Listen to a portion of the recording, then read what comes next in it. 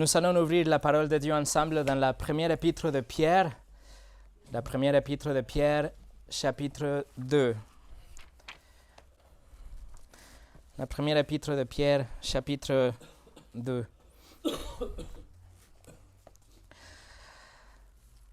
Comme vous le savez, l'Église, dans le jour de Pierre, était persécutée cruellement par l'empereur Néron. C'était une persécution à l'échelle de tout l'Empire. Et dans cette persécution, les chrétiens ont été trouvés, capturés, enfermés, torturés et tués de manière si horrible que les terroristes d'aujourd'hui ressemblent à des débutantes. Mais Dieu utilisait une telle persécution pour répandre l'Évangile à de nombreuses régions. Et les chrétiens ayant fui dans des autres régions, ils ont fondé des communautés chrétiennes à l'étranger. Et c'est comme ça que l'Évangile a été répandu dans les premiers siècles. Et au milieu de ce temps tellement difficile, qui allait durer plus de 250 ans, Dieu inspire à Pierre pour écrire cette lettre, pour encourager l'Église à tenir bon, à tenir ferme dans la foi, mais aussi profiter de cette opportunité, cet exil, pour être des témoins pour l'Évangile. Alors, sous l'inspiration du Saint-Esprit, Pierre enseigne à l'Église, à travers le temps, la doctrine biblique, des vérités bibliques dans tout son premier chapitre. Et ensuite, il ordonne à l'Église de vivre en cohérence avec cette doctrine, avec le fait qu'on a été né de nouveau, qu'on a une nouvelle nature, qu'on a reçu l'Évangile, le Saint-Esprit. Et après, il prend quelques versets pour rappeler à l'Église de notre identité. On a vu déjà qu'il utilise l'analogie de pierre de construction dans un bâtiment et pierre comme la pierre angulaire de ce bâtiment, la pierre angulaire qui est précieuse, qui est essentielle pour le bâtiment, mais en même temps, la pierre qui va écraser à tous ceux qui vont rejeter la pierre angulaire. Et aujourd'hui, Pierre va nous rappeler pour une dernière fois notre identité en Christ. Ceci, le texte d'aujourd'hui, c'est un point culminant, mes amis. C'est quelque chose de stupéfiant parce que à partir d'ici, d'ici la fin du chapitre 12, verset 11, jusqu'à la fin de l'épître, il va nous donner que des instructions. Mais pour pouvoir vivre selon ces ordres, on doit comprendre notre identité en Christ, que c'est ce qu'on va voir aujourd'hui. Notre identité nous définit. Notre identité ne change pas. Que ce soit dans les temps de guerre ou dans les temps de paix, en étudiant la Bible dans une pièce en confort comme aujourd'hui, ou si on est réunis dans une grotte en train de nous cacher, que ce soit en témoignant en public dans les rues ou en prison, si on va profiter de la liberté de nous réunir, d'avoir une communion fraternelle aujourd'hui, ou si on va avoir besoin de nous réunir avec les fenêtres fermées, si on va être salué dans la rue ou frappé dans la rue, accepté ou rejeté, en liberté ou en confinement, notre identité ne changera jamais. Notre identité est définie dans notre relation avec Christ et pas dans nos expériences qui sont parfois subjectives et souvent négatives. Alors on doit comprendre notre identité en Christ et c'est ce que Pierre va faire aujourd'hui dans ce passage magnifique de la Sainte Bible. Il va nous dire qui nous sommes. Écoutez bien, pas ce que nous devrions être, pas ce que nous serons un jour, pas ce que le monde pense que nous sommes, pas ce que nous devrions nous efforcer pour être, mais qui nous sommes maintenant, aujourd'hui, sans importance de ce que vous pensez, comment vous vous sentez, ce que vous traversez. Voilà ce qui nous sommes aujourd'hui si nous sommes en Christ. C'est ce que nous allons voir aujourd'hui, c'est super important pour pouvoir vivre notre vie chrétienne, mais aussi pour la suite de cette première épître. Alors, avant de commencer, on va prier. Seigneur, nous sommes réunis encore une fois avec une Bible ouverte et notre cœur disposé pour recevoir de toi. Et Seigneur, aujourd'hui que nous sommes devant cette montagne de vérité absolue, Seigneur, que ce soit ton esprit qui vient sceller ces vérités dans notre cœur. Seigneur, je t'en supplie qu'on arrive à comprendre, à saisir et à garder cette identité d'aujourd'hui par la suite, peu importe ce qui arrive dans notre chemin. Seigneur, utilise, s'il te plaît, la prédication de ta parole. Au nom de Jésus. Amen. Et le message d'aujourd'hui s'appelle « Qui nous sommes ?» première partie. Et on va lire notre texte que c'est 1 Pierre chapitre 2, versets 9 et 10. 1 Pierre chapitre 2, versets 9 et 10. Vous, au contraire, vous êtes une race élue, un sacerdoce royal, une nation sainte, un peuple acquis, afin que vous annonciez les vertus de celui qui vous a appelé des ténèbres à son admirable lumière. Vous qui autrefois n'étiez pas un peuple, et qui maintenant êtes le peuple de Dieu, vous qui n'aviez pas obtenu miséricorde, et qui maintenant avez obtenu miséricorde. Que le Saint-Esprit fixe vraiment ces réalités glorieuses dans notre cœur aujourd'hui. Notre texte aujourd'hui commence avec « vous au contraire ». Notre texte commence avec cette conjonction dans le grec, c'est dans une position très emphatique.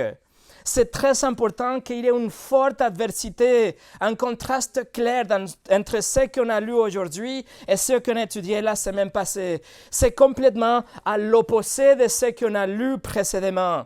Il y a un brusque contraste.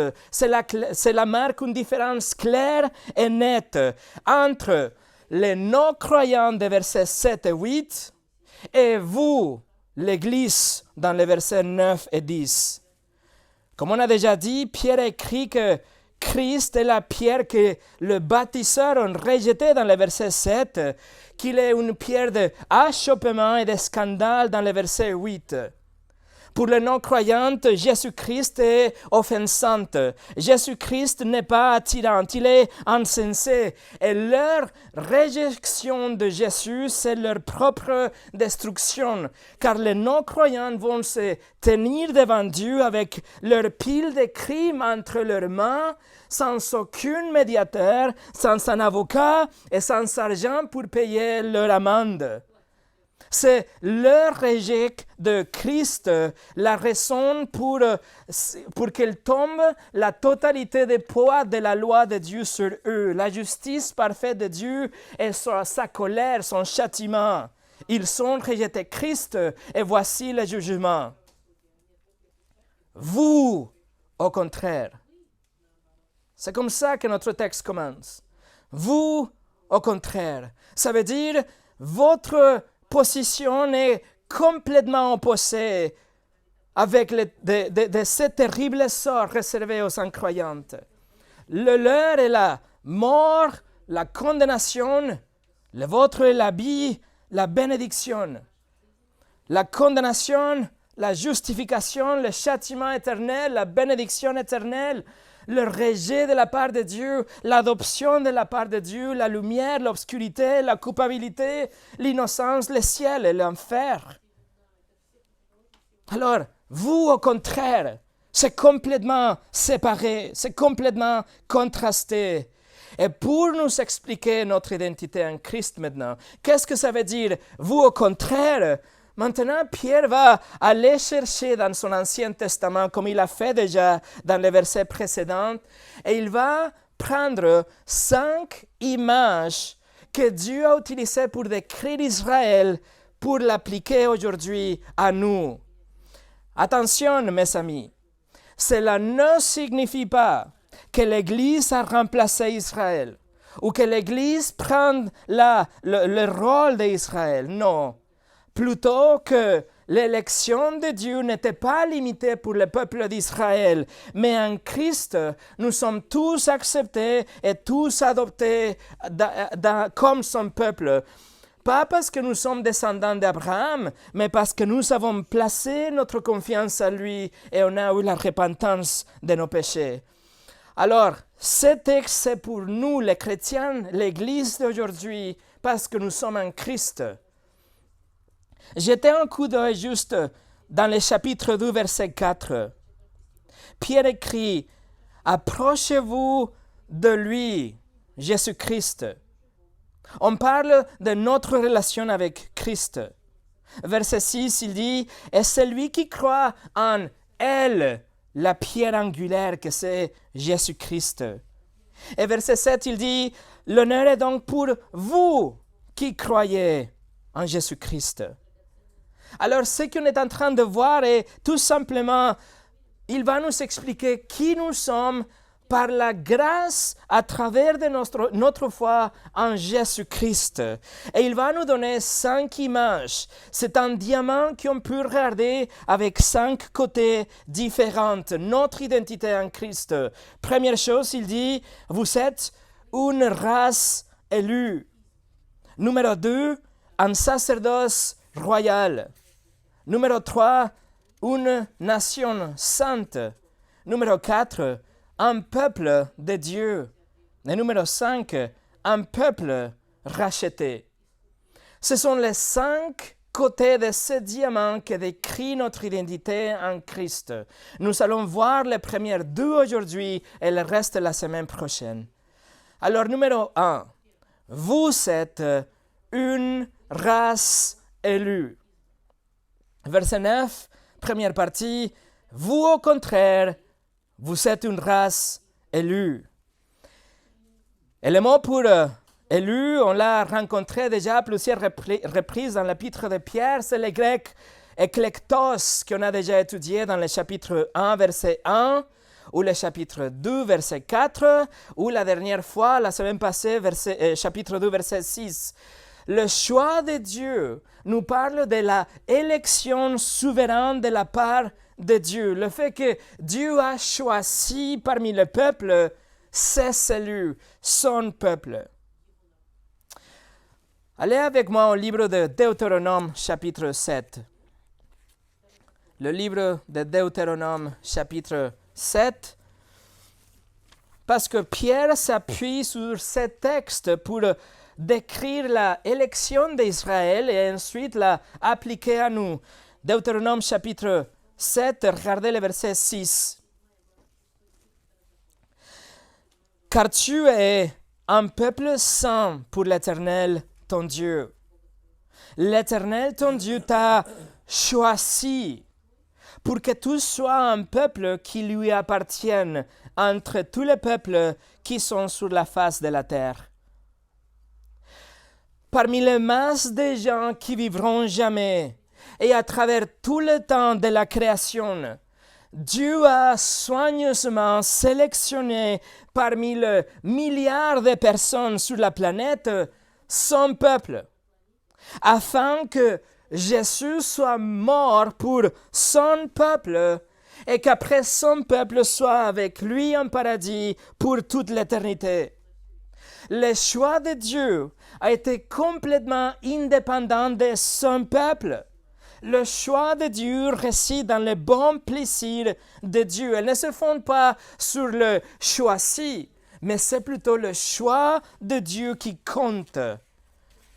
Regardez les versets suivants, versets 7 et 8 de Deutéronome 7. Dieu dit, ce n'est point parce que vous surpassez en nombre tous les peuples que l'Éternel s'est attaché à vous et qu'il vous a choisi, car vous êtes les moindres de tous les peuples, mais parce que l'Éternel vous aime, parce qu'il a voulu tenir le serment qu'il avait fait à vos pères. L'Éternel vous a fait sortir par sa main puissante, vous a délivré de la maison de servitude de la main de Pharaon, roi d'Égypte. Alors Moïse affirme que le choix de Dieu est basé sur l'amour de Dieu, l'amour libre de Dieu qu'il a placé sur son peuple, parce que si le choix de Dieu aurait été fondé sur le nombre de personnes, sur la puissance de la communauté ou de la nation, alors Dieu n'aurait pas choisi ce peuple. Il aurait dû choisir quelqu'un de fort, de riche, de nombreux, de puissant, une autre nation sur la planète. Mais Dieu a choisi son peuple tout simplement parce qu'il a voulu. Il a aimé son peuple. C'est un amour de choix. C'est une décision d'aimer ces individus. C'est une conséquence. Et en conséquence, il va les sauver pour qu'ils soient avec lui pour l'éternité. C'est ce qu'on a déjà vu dans 1 Pierre chapitre 1, versets 1 et 2, vous vous souvenez. Pierre parle de ses saluts. On a étudié le choix de Dieu, la préscience de Dieu. Le fait que Dieu aime son peuple en avance, indépendamment de lui-même. Il a placé son amour sur vous. Il vous a choisi. Il vous a attiré vers son Fils. Et le Fils vous a sauvé puissamment. C'est pour ça que le salut est par la grâce, n'est-ce pas? Pourquoi? Pour que l'homme ne puisse pas se vanter. Pour que l'homme n'arrive pas à dire que c'était grâce à ses propres forces, sa taille, sa puissance, sa moralité, etc. Non, c'était par le choix libre de Dieu. C'est ce que Paul écrit aux Romains. Paul a cité de Exode chapitre 33, et il a écrit, Romains 9, 14 et 15, « Que dirons-nous donc? Y a-t-il un Dieu de l'injustice? Loin de là, il écrit. Car il a dit à Moïse, « Je ferai miséricorde à qui je fais miséricorde, et j'aurai compassion de qui j'ai compassion. » C'est-à-dire que le choix de Dieu est complètement libre. Réalisez-vous, mes amis, que vous pouvez être dans un avion avec 1200 passagers. Vous pouvez être à la mer en train de vous baigner ensemble avec 1000 touristes. Vous pouvez être dans un stade avec des milliards de personnes pour regarder un match. Et le Créateur de l'univers vous a sélectionné parmi la foule. Il a placé son amour en vous et en conséquence, vous croyez en Christ. C'est ce que Paul et Barnabas ont dit à la foule quand ils prêchaient à Antioche. Il a dit que quand ils étaient en train d'expliquer que le salut était étendu aux non-juifs aussi, dans Actes chapitre 13, verset 48, c'est marqué, les païens se réjouissent en entendant cela, ils glorifient la parole du Seigneur. Écoutez, et tous ceux qui étaient destinés à la vie éternelle crurent. C'est-à-dire que grâce au choix souverain de Dieu, vous avez la vie éternelle aujourd'hui. Si vous croyez en Jésus aujourd'hui, c'est parce que Dieu vous a choisi avant la fondation du monde. Et lorsque l'Évangile arrive à vos oreilles, vous croyez, mais parce que Dieu vous avait choisi déjà. Mes amis, ceci est fondamental, car sur cette vérité repose les autres privilèges spirituels qu'on va voir après. Celui-ci, c'est tellement important. On doit comprendre que nous sommes le peuple choisi de Dieu. Si vous n'étiez pas choisi par Dieu, alors vous appartiendrez à ce groupe qu'on a vu la semaine dernière. Le groupe des versets 7 et 8, que Christ, le rocher de jugement, va écraser un jour. Mais vous croyez, le choix a été déjà fait. Le choix n'a rien à voir avec vous. Le choix n'a rien à voir avec votre personnalité, votre religiosité, vos études, la longueur de vos prières, les soins que vous faites, que vous donnez aux malades, etc. Rien de ça. Ni vos bonnes œuvres, ni votre intelligence, ni votre habileté. Le choix de Dieu a été fait indépendamment de vous et avant la fondation du monde. C'est ce qu'Éphésiens 1:4 nous dit. Dieu nous a élus avant la fondation du monde. Le choix a été bien fait avant que la terre soit créée, avant que le temps commence, indépendamment de ce que vous feriez dans le temps. Vous êtes élus par Dieu et ni vous, ni le diable ne changera ses faits. Vous appartenez à Dieu. Et pourquoi Pierre écrit-il que nous sommes une race élue? Pourquoi il cite ça au début de cette liste? Mais parce que comprendre ça et avoir ça dans votre esprit d'une façon quotidienne a de nombreuses implications. C'est notre statut devant Dieu. Notre élection devrait être vraiment en tête de nos pensées chaque matin, mais surtout lorsque nous traversons des épreuves. Et surtout lorsque l'Église est persécutée, on doit nous rappeler de cette puissante vérité. Mais je vous donne ici 5 applications puissantes de cette vérité pour votre vie quotidienne. Première chose, comprendre que vous êtes une race élue supprime tout sentiment d'estime de soi et de fierté. Vous devez vous rappeler que le choix de Dieu ne vient de votre propre mérite ou de votre propre valeur, mais que ça vient du choix libre de Dieu. Ce que nie et rejette le choix souverain de Dieu dans le salut affirment, ils disent que l'élection, la doctrine de l'élection édifie notre orgueil, mais au contraire, l'écrase. Notre orgueil est écrasé lorsqu'on comprend le choix souverain de Dieu. C'est ce que Ephésiens 2 nous dit. Ephésiens 2, 8 et 9, c'est par la grâce que vous êtes sauvés par les moyens de la foi, et cela ne vient pas de vous, c'est le don de Dieu, ce n'est point par les œuvres, afin que personne ne se glorifie.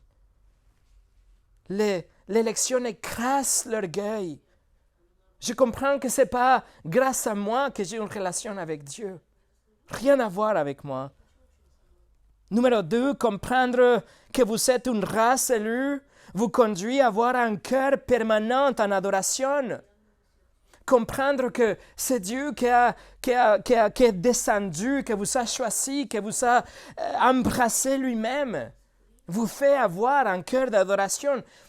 Paul, dans Ephésiens 1, il écrit, on était choisis, on était prédestinés, on était adoptés. Et après, il dit, pour célébrer la gloire de sa grâce.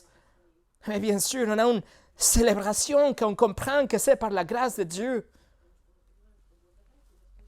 Troisièmement, comprendre que vous êtes une race élue augmente votre désir de sanctification, d'obéissance, puisque votre cœur est tellement consumé par la gratitude que votre gratitude va se traduire dans l'obéissance de la parole de Dieu. J'ai rien fait pour être élu. Mon cœur est reconnaissant. Alors je veux suivre les instructions de mon roi. Numéro 4. Comprendre que vous êtes une race élue et qu'un tel statut est immuable, que c'est un statut éternel. Alors, même dans les pires circonstances, vous allez savoir que vous appartenez à Dieu. Dans les environnements les plus hostiles, vous pouvez garder votre paix. Parce que vous appartenez à Dieu. C'est lui qui vous a choisi. Et il ne va pas vous abandonner. C'est ce que Jésus a affirmé dans Jean 10, 27 et 28.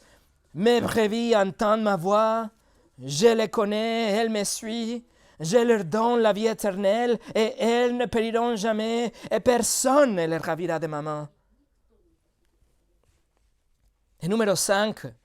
Comprendre que vous êtes une race élue produit une joie permanente, une joie constante qui n'est pas basée dans des circonstances extérieures ou votre propre lutte contre le péché, ou votre propre échec contre la tentation. Mais c'est un statut qui ne change pas. Vous vous souvenez de ce que Paul écrit, Romains 8, 29 et 30. Paul écrit ce qu'il a connu en avance. Il les a aussi prédestinés à être semblables à l'image de son Fils, afin que son Fils soit le premier-né de plusieurs frères. Et ceux qu'il a prédestinés, il les a aussi appelés. Et ceux qu'il les a appelés, il les a aussi justifiés. Et ceux qu'il a justifiés, il les a aussi glorifiés. Alors il y a d'énormes implications dans cette réalité merveilleuse. Et c'est la raison pour laquelle Pierre écrit ça à une église en détresse. Écoutez, vous êtes une race élue. C'est la première chose que Pierre veut que nous sachions. Revenez à notre texte en Pierre chapitre 2. En Pierre chapitre 2, verset 9, Pierre écrit, « Vous au contraire, vous êtes une race élue. » Alors race, c'est le grec génor, qui fait référence exactement à une race ou une famille. Ce sont les descendants d'un ancêtre commun. C'est les gens qui ont un héritage uni, une vie en commun. C'est une famille, une race de gens caractérisés pour plusieurs caractéristiques. Cependant, le Nouveau Testament, il utilise ce mot dans 5 contextes différents. Il se réfère aux Juifs et non-Juifs ensemble. Ils sont une race nouvelle, en tant qu'une race créée en Christ, où il n'y a pas de distinction entre les Juifs et les non-Juifs, comme Pierre a déjà mentionné dans le chapitre 1, verset 23. C'est une nouvelle race créée en Christ. C'est-à-dire que c'est plus important si vous êtes juif ou non-juif, si vous êtes grec ou romain, noir ou blanc, mexicain, américain, français ou algérien, russe ou ukrainien. Les chrétiens constituent une nouvelle race. Nous sommes nés dans une nouvelle famille, l'Église. Alors vous voulez guérir le préjudice du racisme? Prêchez l'Évangile. C'est l'Évangile qui nous dit qu'il n'existe plus de différence, mais que nous sommes en Christ une nouvelle race. En fait, l'écrivain romain s'appelait Suétone. Il qualifiait les chrétiens d'être une race, et il a utilisé le même mot, une nouvelle race, une race séparée, des côtés du reste des Romains, du reste de l'Empire. Ils s'étaient tellement éloignés du reste des gens, ils étaient différents les chrétiens, ils pratiquaient des autres habitudes, ils avaient des autres coutumes, et c'était exactement ça la raison pour pouvoir les persécuter. C'était l'excuse pour punir les chrétiens parce qu'ils étaient différents. Et à partir de ce concept, mes amis, à partir du fait que les chrétiens, les juifs, les non-juifs, les grecs et les romains ensemble, nous sommes une nouvelle race avec des caractéristiques séparées du reste du monde. Les chrétiens à l'époque de Pierre ont été appelés, je le cite, adversaires de l'humanité. Les chrétiens ont été accusés de antisociaux, non-conformistes, séparatistes, complotistes, rebelles. Pourquoi? Parce que les chrétiens étaient une race nouvelle. Les chrétiens se sont séparés du reste de l'Empire. Ils répudiaient le théâtre romain et leurs courses et leurs festins et les combats des gladiateurs. Les chrétiens ont rompu des liens familiaux et amicaux si c'était nécessaire. Les chrétiens se sont séparés de certains commerces et certaines pratiques aussi. Ils ont abandonné les rituels païens, des rituels idolâtres. Et en conséquence, ils ont déclenché l'instabilité dans la société. Les chrétiens ont évité certains devoirs civiques et ils ont parfois pratiqué la désobéissance civile. Ils étaient une nouvelle race. Rien à voir avec ce qui existait à l'époque. L'Église, les Juifs, les non-Juifs ensemble, ils ont vraiment vécu comme une nouvelle race. Et ils sont devenus tellement impopulaires que c'était une cible facile pour le monde. C'était une cible qui attirait vraiment la haine diabolique de la part de ceux qui se conformaient au monde. L'Empire a dit, c'est les chrétiens. C'était une cible tellement facile parce qu'ils étaient à part. Parallèlement et paradoxalement aussi, c'est exactement étant cette nouvelle race, et en vivant en conséquence, en vivant comme tel, que alors ils ont gagné les masses. Voilà la victoire qui vainque le monde, et c'est exactement ça que l'Église est commandée à faire aujourd'hui aussi. Et c'est ce que Pierre va nous commander pour le reste de son épître, vivre d'une façon cohérente avec notre nouvelle identité. Mais d'abord, il faut savoir qui nous sommes. D'abord, il faut saisir cette vérité. Qui nous sommes? Nous sommes une race élue. Et ça, n'oubliez jamais. Matthew Henry, le commentateur de la Bible, écrit « Tous les vrais chrétiens sont un peuple élu.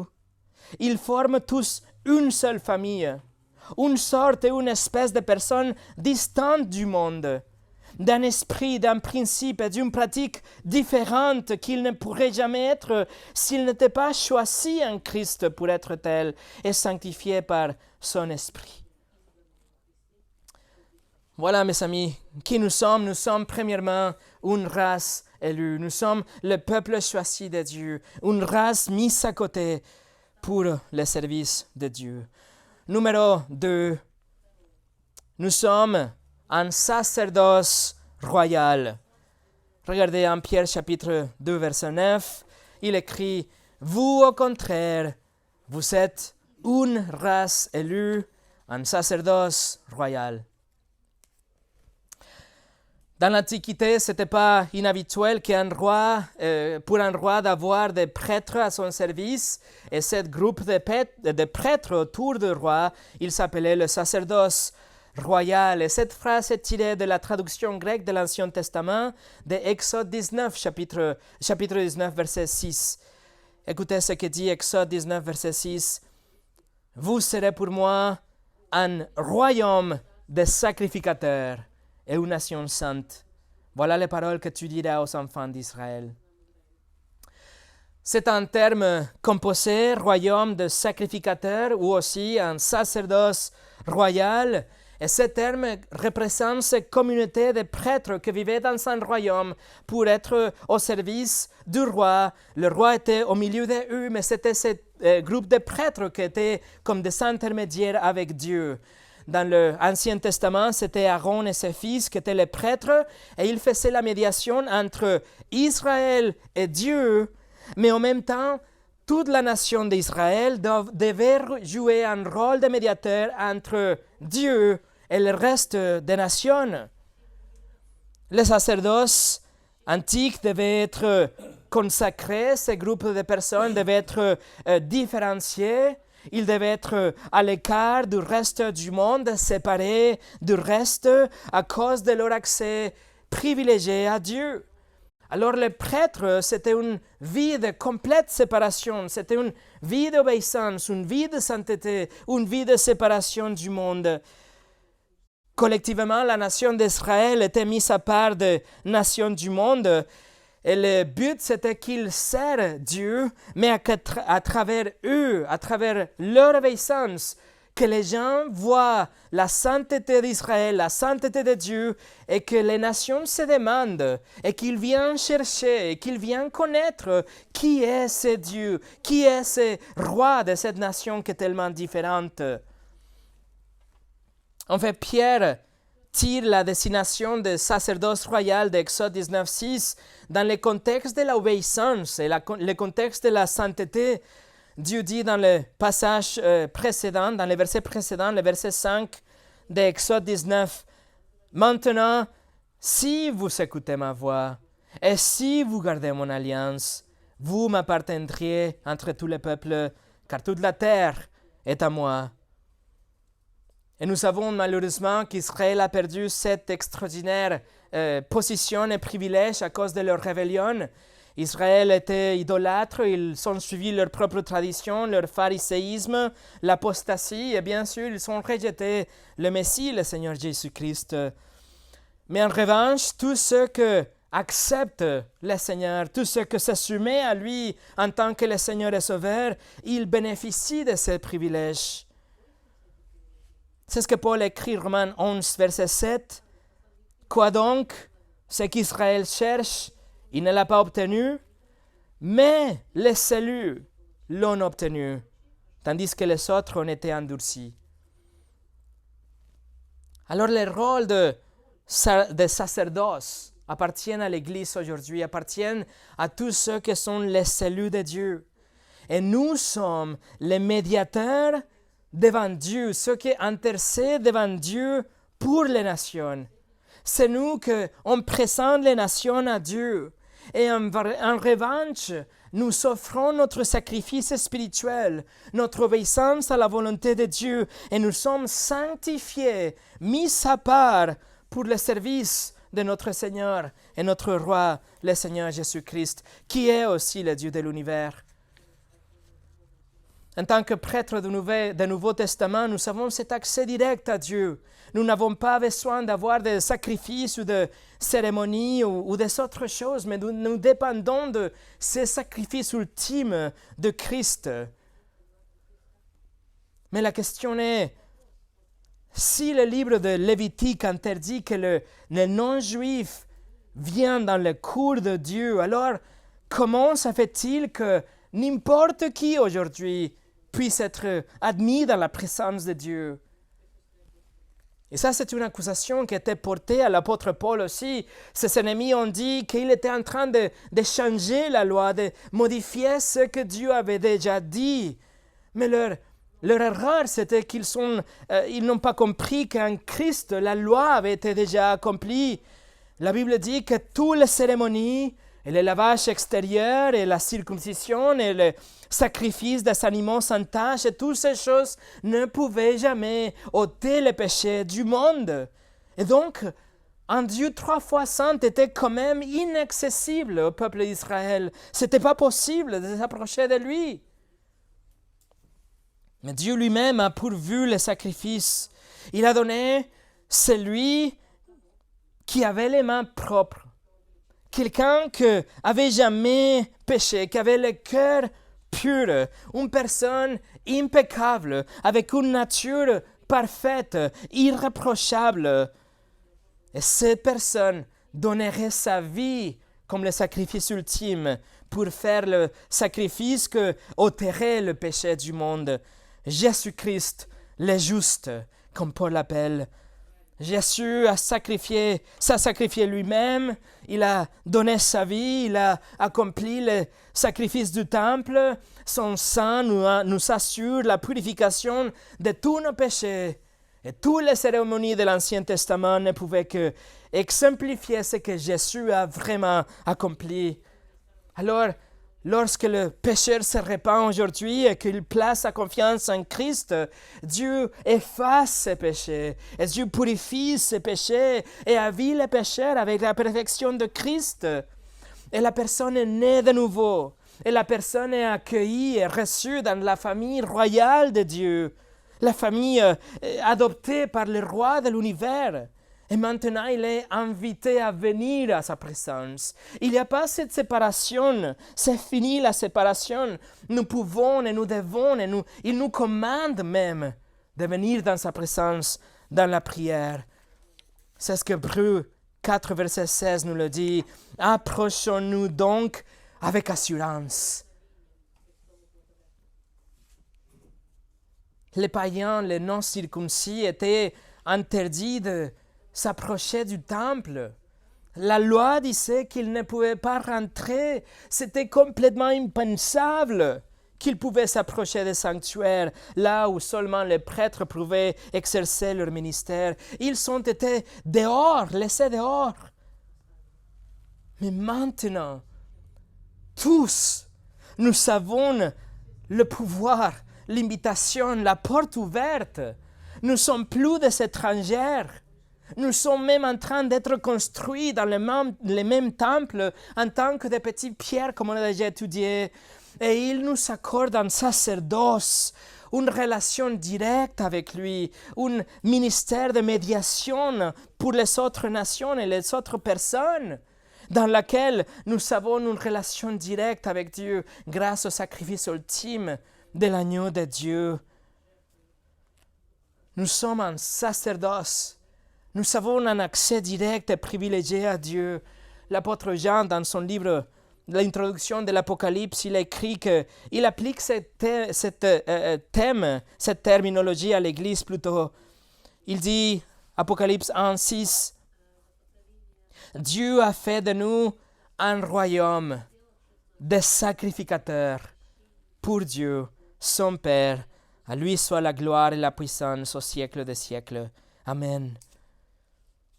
Alors c'était un privilège extraordinaire, mes amis, dans l'Ancien Testament. C'était un privilège que seulement le prêtre de Dieu très haut pouvait avoir. Parce que même les rois d'Israël dans l'Ancien Testament, ils ne pouvaient pas s'approcher, ils ne pouvaient pas prendre ce rôle. Et s'ils essayaient, ils s'étaient jugés instantanément, comme dans 2 Chroniques, le chapitre 26, si vous vous souvenez. Alors, mes amis, voilà ce que nous sommes. Nous sommes un sacerdoce royal. Nous sommes au service du roi. Nous offrons des sacrifices spirituels à Dieu. Nous sommes les médiateurs entre Dieu et le monde entier. C'est à travers nous qu'ils vont comprendre que c'est le Seigneur Jésus-Christ, le sacrifice ultime. Et plus tard, dans le chapitre 5 de l'Apocalypse, que Jean a écrit, il y a cette célébration, il y a la louange devant le trône de Dieu. Et écoutez ce qu'ils sont en train de chanter.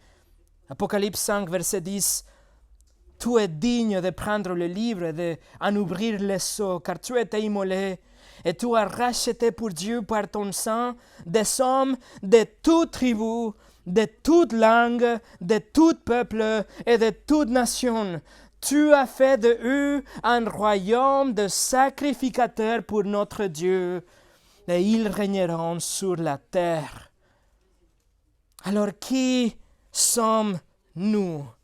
Nous sommes un sacerdoce royal, des sacrificateurs, un royaume de sacrificateurs pour notre Dieu.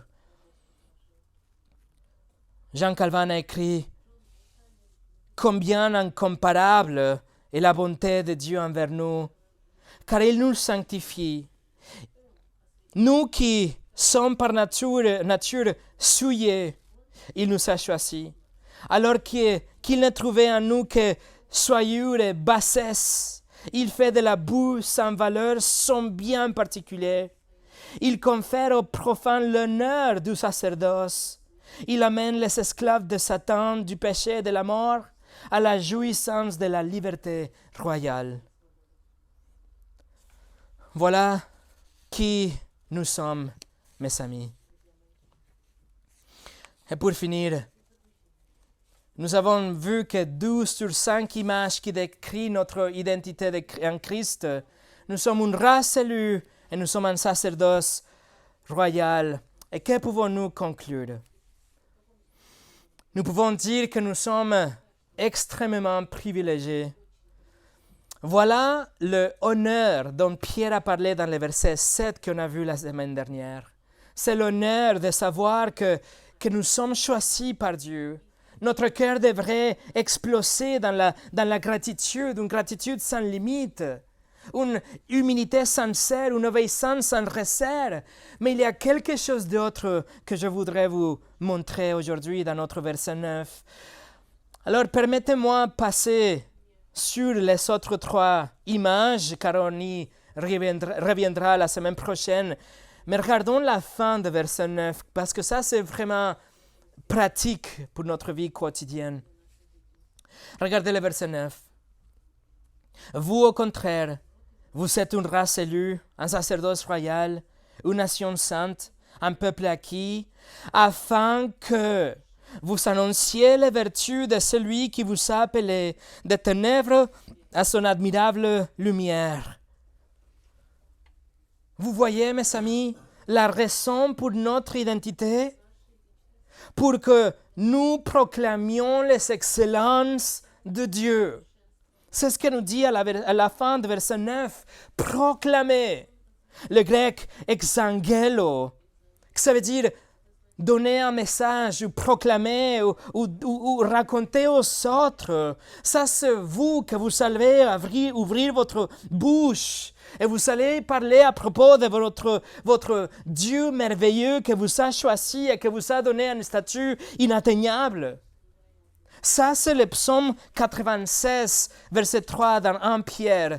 Le psaume 96, verset 3 nous dit « Racontez parmi les nations sa gloire, parmi tous les peuples ses merveilles. » Dieu ne nous sauve pas et nous donne cette nouvelle identité en Christ pour que nous les gardons pour nous, mais pour qu'on les partage, pour qu'on proclame, que nous racontons aux autres, pour qu'on dise au monde, même si le monde nous déteste, qu'on arrive à leur dire la plus grande chose, la plus excellente chose qui ne nous soit jamais arrivée.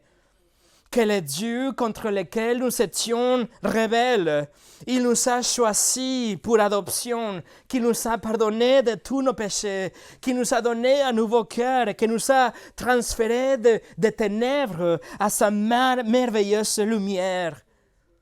L'Église persécutée, les exilés qui étaient dans la Turquie d'aujourd'hui, se faisaient rappeler qu'ils étaient là où ils étaient.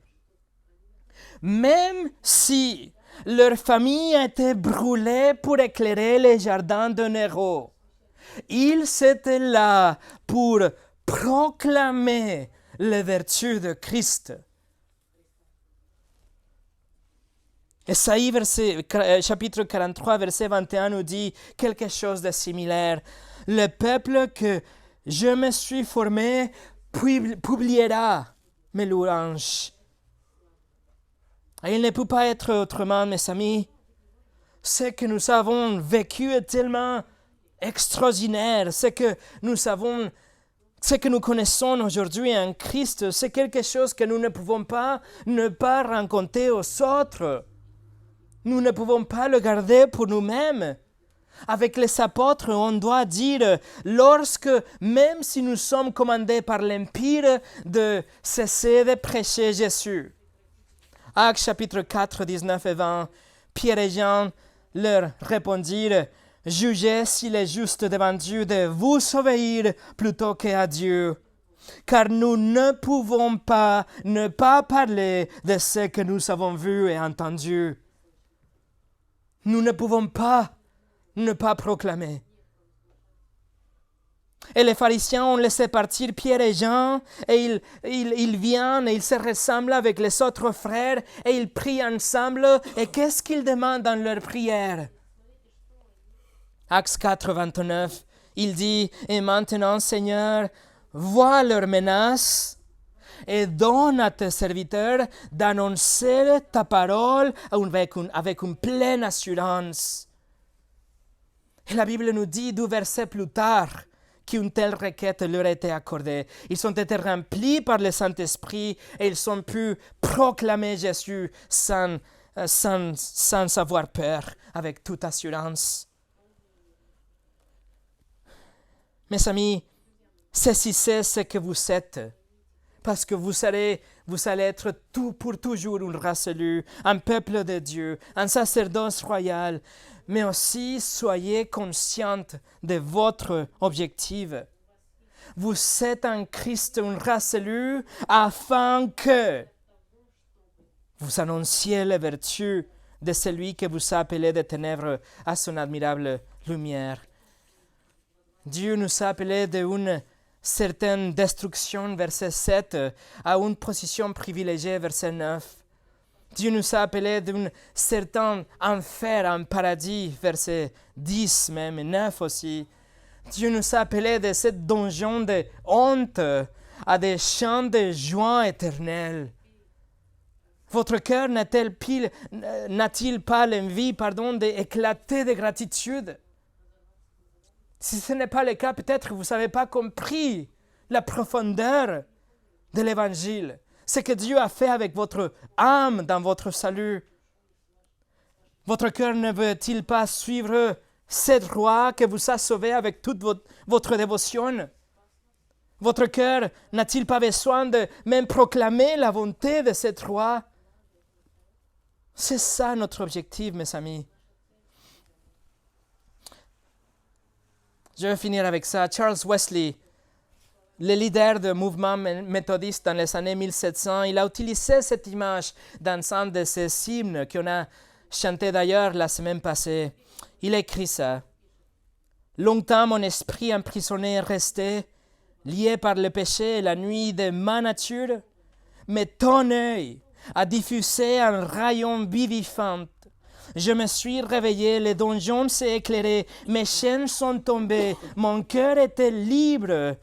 Je me suis levé, je suis parti et je t'ai suivi. » Voilà, Wesley avait compris son identité, mais il avait compris aussi son objectif. Et on doit faire la même chose, mes amis. On doit comprendre que c'est par la grâce, à travers de la foi, que nous sommes une race élue et un sacerdoce royal. Mais maintenant, on doit proclamer notre Seigneur. Prions ensemble.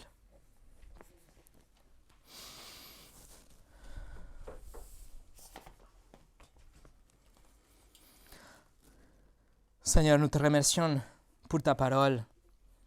Et nous te remercions pour cette lettre de Pierre qui est tellement pour nous aujourd'hui, tellement importante pour nous aujourd'hui. Seigneur, s'il te plaît, qu'on arrive à saisir notre identité en toi pour qu'on puisse proclamer les merveilles de Christ. Qu'on arrive à obéir ta parole, Seigneur, même dans les moments difficiles, qu'on arrive à nous rappeler de notre position en toi, même dans les temps de détresse et de persécution et des épreuves. Et Seigneur, que tu utilises ton Église, peu importe le nombre de personnes qu'on a dans cette pièce, mais que tu utilises chacun de mes frères et mes sœurs pour être des lumières qui vont proclamer le Seigneur Jésus-Christ. Seigneur, merci parce que tu nous as sauvés, parce que notre identité ne dépend pas de nous, mais c'est quelque chose fondé dans ton caractère et la promesse que tu as faite à ton peuple. Merci, au nom de Jésus. Amen.